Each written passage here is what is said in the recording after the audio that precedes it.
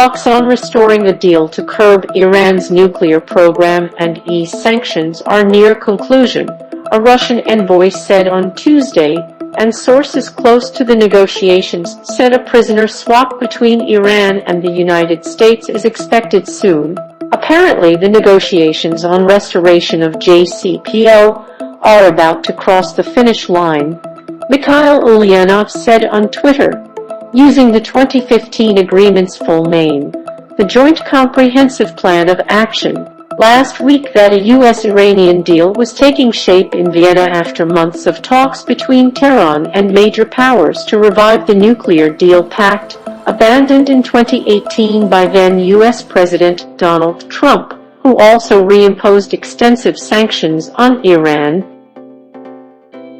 A draft text of the agreement alluded only vaguely to other issues, diplomats said, adding that what was meant by that was unfreezing billions of dollars in Iranian funds in South Korean banks, and the release of Western prisoners held in Iran. On Saturday, Iranian Foreign Minister Hossein Amirabdollahian said the Islamic Republic was ready for an immediate prisoner exchange with the United States.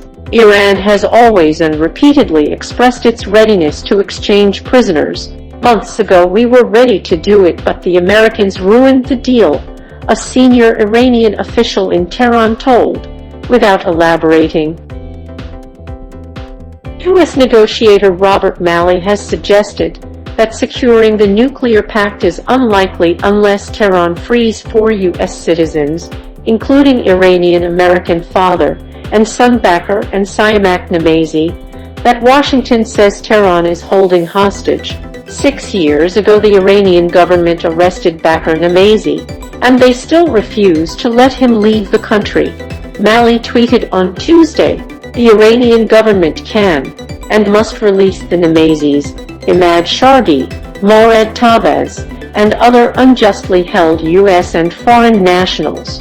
Iran, which does not recognize dual nationality, denies taking prisoners to gain diplomatic leverage. However, in recent years, the elite Revolutionary Guards have arrested dozens of dual nationals and foreigners, mostly on espionage and security-related charges. Britain has been seeking the release of British Iranians Anousheh Ashawari, jailed on espionage charges, and Nazanin Zaghari Ratcliffe, a project manager with the Thomson Reuters Foundation, who was convicted of plotting to overthrow the clerical establishment.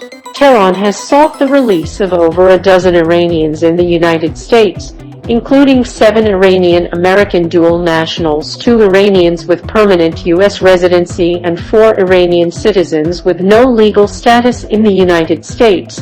Most were jailed for violating U.S. sanctions against Iran.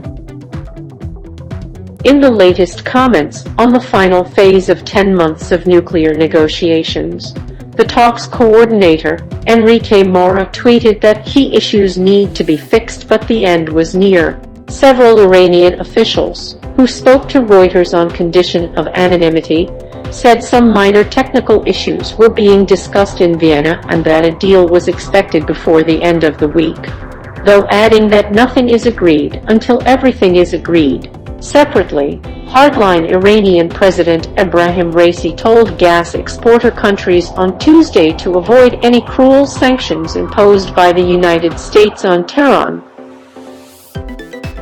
The 2015 deal between Iran and world powers limited Tehran's enrichment of uranium to make it harder for it to develop material for nuclear weapons, if it chose to, in return for a lifting of international sanctions against Tehran. Since 2019, following the U.S. withdrawal from the deal, Tehran has gone well beyond its limits, rebuilding stockpiles of enriched uranium, refining it to higher fissile purity and installing advanced centrifuges to speed up output.